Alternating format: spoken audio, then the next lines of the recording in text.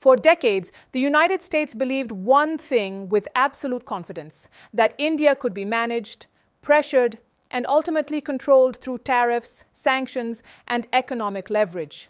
And honestly, that belief wasn't born out of arrogance. It was born out of history. For years, America was so powerful that when Washington imposed sanctions, the entire West fell in line. One signal from the US Treasury and global markets reacted. One trade warning and governments adjusted their policies. But quietly, steadily, the world has been changing. And the biggest proof of that change came the moment India and the European Union came together to craft what many are now calling the mother of all trade deals. This is not just another trade agreement. This is not about buying and selling goods. This deal is about reshaping global economics, rewriting supply chains, redefining energy routes, and rebalancing global power. On one side, you have the European Union, the world's richest and largest single market. On the other side, India, the fastest growing major economy on earth, on track to become one of the top 3 economies globally. Together, this partnership represents nearly 2 billion people and around 25% of global GDP under a single strategic framework.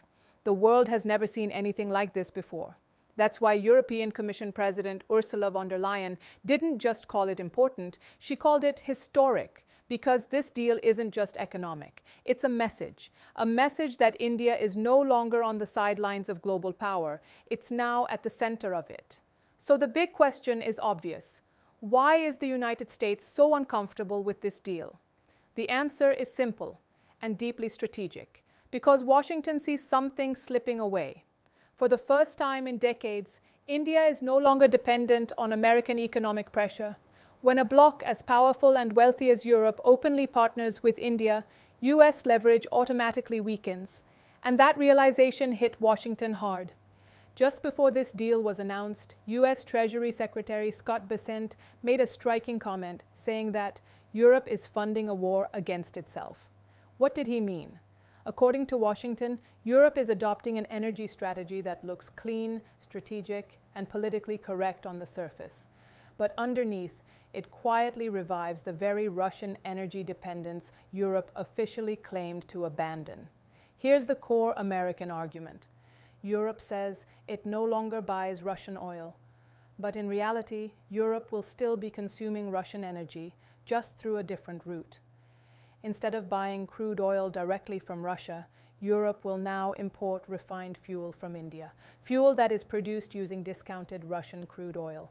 In other words, Russia sells cheap crude to India. Indian refineries turn it into diesel, petrol, aviation fuel. Europe buys that fuel as a non-Russian product. Washington calls this energy laundering. Same oil, new label.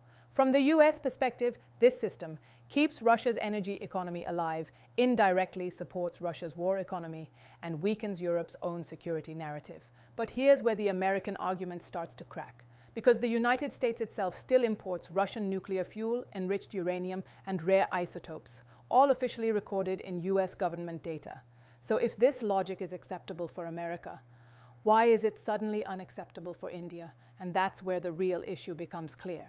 America's problem isn't Russia. America's problem is India. India is no longer playing by old rules. When the US imposed a 25% tariff on India and urged Europe to do the same, Europe said no. That moment was a shock because it proved something Washington hadn't fully accepted yet. The West is no longer automatically united. Every country is now acting purely on national interest. Now let's talk about what's actually inside this deal. Europe will reduce tariffs on Indian exports like textiles, leather goods, gems and jewelry, engineering products. This directly boosts Indian manufacturing, exports and employment, impacting millions of families. In return, India will lower tariffs on European premium products, electric vehicles, high-end machinery, wine and luxury goods, European automobiles. Right now, some European cars face import duties of up to 110% in India. Under this deal, that could drop to around 40%. That's not a small adjustment. That's one of the largest market openings in recent trade history. In services, India wants easier visas for IT professionals, recognition of Indian degrees across Europe, greater mobility for Indian talent Europe wants, more access to India's banking sector, insurance markets, digital and financial services ecosystem. But here's the truth. The real power of this deal isn't trade. It's supply chains. Global power today doesn't come from weapons alone. It comes from controlling where things are made. For years, China dominated global manufacturing. But COVID, trade wars, rising costs, and geopolitical risks shattered that model. Europe needed a new manufacturing partner, and that partner is India. European companies are now aggressively adopting a China Plus One strategy, moving factories, capital, and technology into India. This is what truly alarms Washington, because when manufacturing moves to India, investment flows into India. Technology flows into India. Supply chains depend on India and global economic gravity shifts, not toward China, not toward the US, but toward India. Now look at India's strategy. India buys oil from Russia to keep fuel affordable and inflation under control. India trades with Europe to integrate with advanced economies. India engages the US to maintain geopolitical balance. But India refuses to blindly join any single military or economic bloc.